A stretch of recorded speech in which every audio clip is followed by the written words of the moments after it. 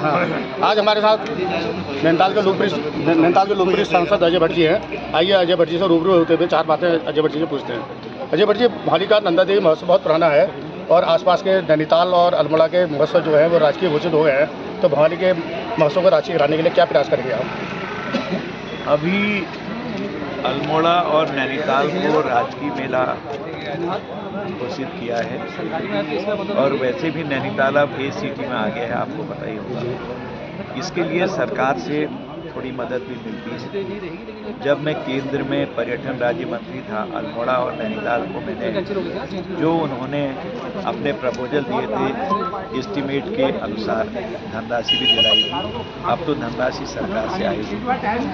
भवाली के बारे में भी मेरा आग्रह रहेगा कि कुछ एक भवाली की तरफ से, कमेटी की तरफ से ऐसा कोई प्रतिवेदन मिलेगा तो उस पर अगर प्रतिवेदन नहीं भी मिला तो उस पर भी मैं कोशिश करूँगा कि ये भी हमारा राजकीय मेला हो जाए।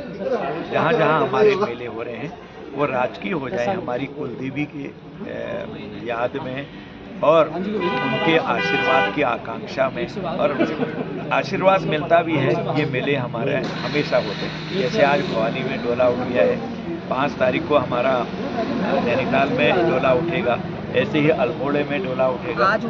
आज उठ गया। वहाँ तो अल्मोड़े में मुझे याद है, जहाँ तक ख्याल है, कि हमारे राजा के रूप में जो पहले यहाँ के सांसद भी रहे हैं, आप सब जानते हैं कि सीसी बाबा जी, वो आगे से रहते हैं। उसको इतना बड़ा महत्व मेले का वहाँ का है। तो आज नंदा देवी का जो मेला होता है वो अंतर्राष्ट्रीय स्तर पर ख्याति प्राप्त है, इतनी मान्यता हो गई है। जब नंदा राजजात 12 सालों में निकलती है, जो सिंघिया खाड़ू मतलब 4 सिंह वाला बकरा जब पैदा होता है तब पूजन कर जब निकलते हैं, मैं वहाँ भी गया हूँ गांव में जहाँ से निकलता है, तो जगह जगह की यात्राएं कोट भ्रामरी से भी निकलती है, अल्मोड़े से भी निकलती है, यहाँ से भी निकलती है। वो सब मिलते हैं और फिर झाड़ू पूजन जगह जगह होते रहता है। नंगे पैर चलते हैं, रुकने के भी पड़ाव वैसे नहीं है, अब जहाँ गए वैसे ही रहते हैं, देखने लायक होती है। दुनिया की सबसे लंबी पैदल यात्रा है जो श्रद्धा भक्ति से ओतप्रोत रहती है। भैया, आपका एक प्रोजेक्ट था शांति निकेतन का, आपने पिछले बार भी अपने वादा किया था, शांति निकेतन यूनिवर्सिटी का क्या हो रहा है? अभी भी चल रहा है। उसके लिए जो भूमि माननीय मुख्यमंत्री जी ने दी थी वो कुछ समय के बाद नैप से हो जाती है। मैंने माननीय मुख्यमंत्री जी को पुनः आग्रह किया है, पत्र भी लिखा है, पत्र भी कहा है कि कुछ समय और इसको बढ़ाया जाए, क्योंकि थोड़ा सा टेक्निकली कभी नीचे कभी ऊपर फैल जाती है तो लेट हो जाती है। मुझे पूर्ण आशा है कि लगभग हम सफल हो रहे हैं, पूर्णतः सफलता जरूर मिलेगी। ये पर्वतीय क्षेत्र में इस बार आपदा आई है, खासकर अल्मोड़ा वाला मोटर मार्ग बड़ा क्षतिग्रस्त हुआ है, इसके लिए आप अपनी तरफ से क्या प्रयास करेंगे?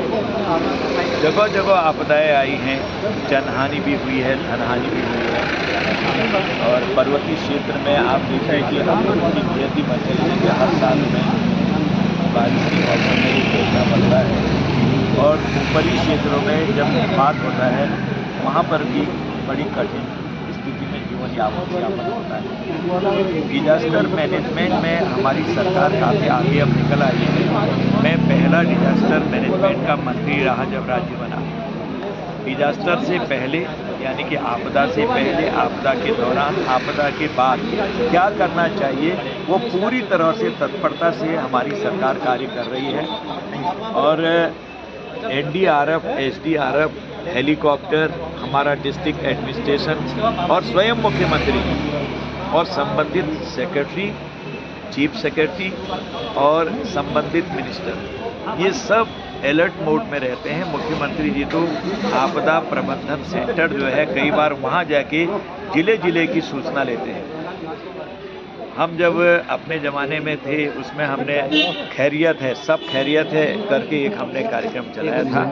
रात को पटवारी लेवल से जिलाधिकारी के पास दूरभाष पर ये खबर आ जाती थी कि मेरे क्षेत्र में कुछ नहीं हुआ है, हमारे हल्के में खैरियत है, और जहाँ कुछ हुआ है उसकी रिपोर्ट भी आ जाती थी। अब तो दूरभाष पर टेलीफोन जगह जगह काम करने लगे हैं, तो तत्काल प्रभाव से ऐसी खबरें मिल जाती हैं। थोड़ा सा कनेक्टिविटी में बहुत परेशानी है अभी। जब यहाँ पहाड़ी क्षेत्र में रास्ता टूट जाता है, समय लेता है, तब भी लेटेस्ट टेक्नोलॉजी हो गई है, जेसीबी हो गई है, कई चीज़ें हो गई हैं, फिर भी पुरानी तरह से अब नहीं तत्काल व्यवस्थाएं हो जाती हैं। इसलिए सरकार कोई कमी नहीं छोड़ती है और कहीं भी आपदा छोटी हो बड़ी हो, प्रधानमंत्री जी स्वयं उसको दिल्ली से देख रहे होते हैं, गृह मंत्री जी देख रहे होते हैं। ये हम सब के लिए सौभाग्य है कि कहीं भी कुछ भी होता है तो तत्काल उसकी रेमेडी यहाँ पर उपलब्ध हो जाती है। अब क्या अभी हाल के पंचायत चुनाव में भाजपा की प्रचंड जीत के बारे में क्या कहना है? प्रचंड जीत हुई है और किसी को उम्मीद में नहीं थी, ऐसी जीत हुई है। बड़ी संख्या में अब पता लग रहा है कि हमारे माननीय सभापतिगण, हमारे क्षेत्र पंचायत के सदस्यगण चुन के आए हैं, हमारे जिला पंचायत के लोग चुन के आए हैं और हमारे जो ब्लॉक प्रमुख हैं और जिला पंचायत के अध्यक्ष हैं, काफ़ी बड़ी संख्या में चुन के आए हैं। और मैं आपको विश्वास दिलाता हूं कि 2027 में हम भारी बहुमत से चुन के आएंगे धामी जी के नेतृत्व में।